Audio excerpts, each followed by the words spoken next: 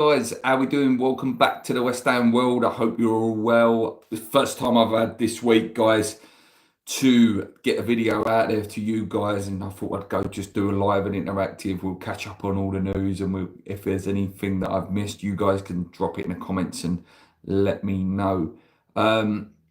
It's becoming very frustrating now, isn't it? The lack of activity.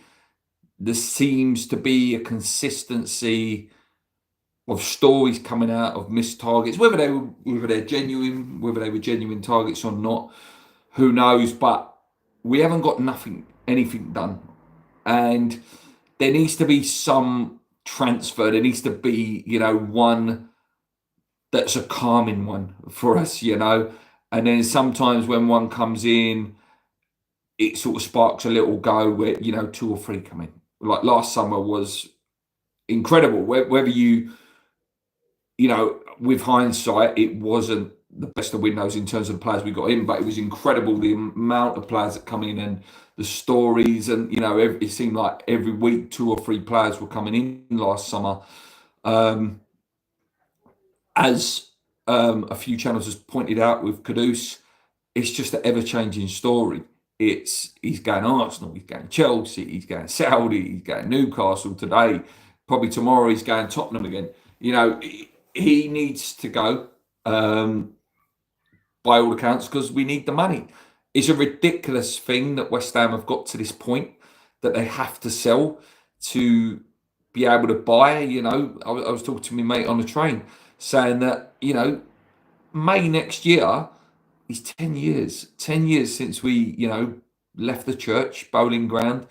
And, barring the Conference League, and a couple of fantastic nights in Europe and stuff, and a great journey we all enjoyed, we've gone backwards. We've gone back to having to sell to buy it. PSR doesn't help this, but it's really frustrating, and I think there's a lot of anxiety building now. I'm nervous. I'm really, really nervous for the season. There's no real excitement yet. There's nothing there that goes, we're going to see some good football. Might see, a Maverick. I'll take that back slightly. The only excitement at the minute I have for West Ham is the fact that we may see some youth. Ollie Scar's got his chance. We may see Potts. We may see, maybe one more, maybe Earthy, who I really like, get a chance. But that's my only sort of, at the moment, optimism at West Ham of it'd be great to see some of the young West Ham boys coming through and they'll give you 100%. But that current team we've got is not good enough. It's not good enough. When you take out the Caduces and you take out the Pacatars and you take out, the depth, you've got Rodriguez, and this is without the few others that are still going to go. Rodriguez is going to go. Emerson's going to go. Kudus going to go. Paquetá probably will go once that court case is complete. Fulkrug, was linked with Real Madrid this week. Apparently, said they're not going to go for him now. But it's just at the moment, because of the lack of activity from us, it makes you nervous. I like Fulkrug, but if a bid comes in from Real Madrid, as a player, you're going to go there, and I think West Ham probably would take the money. There's still loads of rumours about Souček going as well. And then you're left with the Ward-Prowses and people like that. I expect Alvarez to go as well. And then you really are looking at bare bones. There are rumours as well, a couple of rumours about Somerville, that he might not be back till September. Is he going to be, another sort of Andy Carroll situation where he's good when fit, and when he does play, you're excited by it. But again, if you're not seeing him till September and Kudus is going, who's playing left wing? Evening, Andy, mate. Nice to see you, mate. Nice to see you. If there's any little things that I've missed, guys, and you want me to discuss and, triggers a conversation with you guys, It's always, I appreciate it. I appreciate any comment that comes in because, like I said, it triggers the combo and we have a good one. I don't do many of these, and I should do more. I just haven't been interested in doing the videos for transfers because I don't believe any of them at the minute. There was some initial excitement when Potter first come in, and there was the links with Angel Gomez and Jonathan David at one point. And I did get a little bit excited. I thought, okay, maybe this is the sort of player he's looking at. And then you start hearing that, there's stuff, we wouldn't pay these sort of fees or whatever it was, and it didn't happen. I think that, Angel Gomez has gone somewhere else. Jonathan David will end up somewhere. And then, and then the names start going down the list, the Josh Brown Hills, the Dominic Calvert-Lewins and names like that, and you really start feeling uninspired. Yes, we're not in Europe. Yes, we're not in Europe. Yes, it's a little bit harder than what it has been over the last few years. When we could sign Paquetá, when we could sign Kudus, we was doing really, really well in Europe. Semi-finals of Europa League, Conference League winners. We were attractive proposition. There was real. Belief in the team, but at the moment we are really backwards. We are not an attractive proposition. You, as a player coming into West Ham, who has not been brought up on pie mash and jelly deals, you're looking at it going, they're selling their best players. Their manager don't look like he's got much of a clue, and they look like they lack ambition. This is a manager that potentially could be gone next summer, with the deal being what it is, 18 months or whatever it was, with the break clause next summer, I believe, if you believe that. So it's hard to attract a player. We haven't got that negotiator guy anymore, that Tim Steiden character. Give whatever you think of Tim, whether you liked him, didn't like him, the guy got the deal done. Whether it was a good player or not a good player, whatever your opinion is on the player, he got his part of the job done, which is to get the player on the plane and sign him for West Ham. I don't think we've got that. And that's where it becomes more difficult because David Sullivan seems to be, not the greatest guy to deal with. I don't think Kevin McCauley's quite there. And I don't think Potter's used to actually being a manager and doing that side of it. He's coach. He's done the coaching side and setting up stuff. It's concerning. He's really, really concerning being a West Ham fan at the minute. What comments have we got here? Let's go back in the comments. I haven't missed West Ham one bit. Had a season off last year. My mate had my ticket. Don't know how I'm going to do this year either, to be honest, especially with the players we are linked with. Yeah, mate, it's hard, mate. It's hard.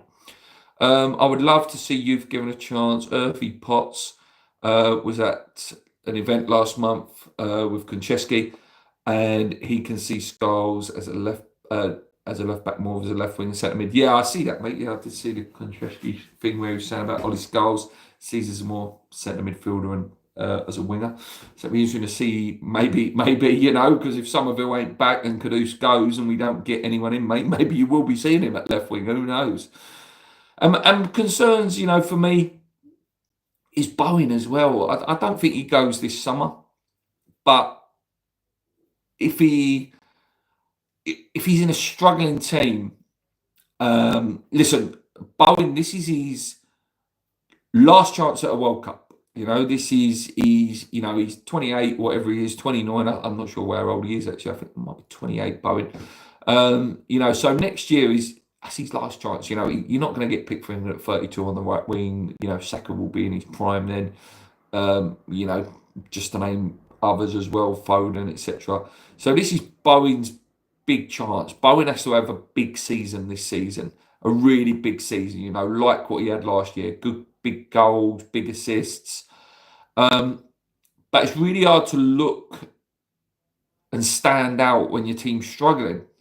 So if he doesn't make that World Cup squad, will he think, as much as I love the club, and he does, you can, he's bought into it. He has become, what do we call it? Hammerized, I'm going to call it. you know, like Fornells did, like Gingers, like a lot of our cult heroes has, that Bowen has bought into that now. No, he's in a massive West Ham family. He's married now into a West Ham family. We love him. He is, if he stays at West Ham, a legend. You know, he's currently a living legend at West Ham for that goal. And if he retires at West Ham, you know, he has the keys to, you know, East Ham Town Hall. You know, he becomes, you know, up there with the top people, you know, at the club if he stays. But you couldn't blame the man for looking for a move away if it carries on the way it carries on. You know, he sees the best players leaving. We don't get back into European battling, not so much maybe qualifying, but being in contention for it, you know, getting to sort of mid-April and West Ham are still battling and in it to try and finish in that top 8 positions.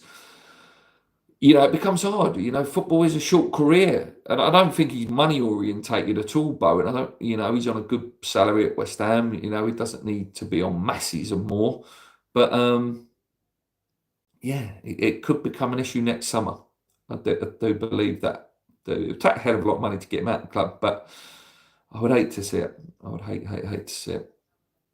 Andy says I would see Kudus to Chelsea and get at least 3 players from there. Trevor Chalobah needs to be one of them. Yeah, I like him, mate. I like Chalobah.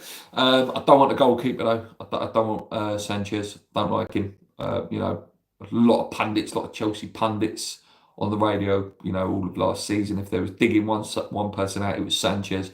It was just typical West Ham to go and get him. And then we struggle, you know.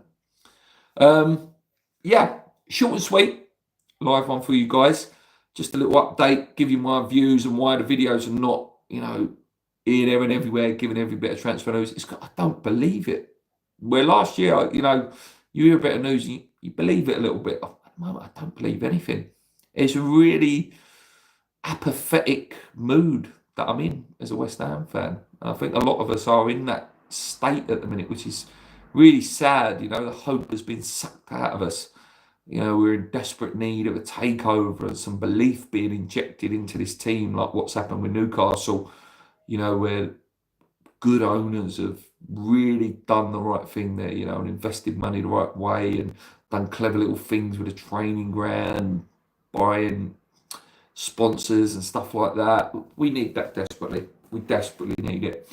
And I think if the transfers don't live up to what they need to be for West Ham to be competitive, and it really starts to slide, I can see a real build in the West Ham mood for protests to get them out. It's not quite there yet. We're baby steps at the minute, you know, with the petition that Nick's done at Claret and Booze, and you know, I've signed it as well, and many channels have supported it. But if it does carry on this trajectory at the moment, I think it's going to turn really, really toxic very, very quickly at West Ham. We're going to be back to those days, you know, that we all don't want to see. I want to see them out. But I want to see West Ham do well. I don't want it to be on the back of West Ham doing bad, you know. I want West Ham to be doing well. I want us to be competitive and get back up there. But yeah, that's it from me today. Thank you, guys. If you've got any ideas for videos or any ideas of anything you want me to cover, let me know. Let me know in the comments. Great to see Gonzo back as well, just as a closing statement from me. Great to see him back. Thank you for the kind words for me, mate. Really appreciate it. Yeah, keep going strong, mate. Come on, you irons. Keep believing. Let's go.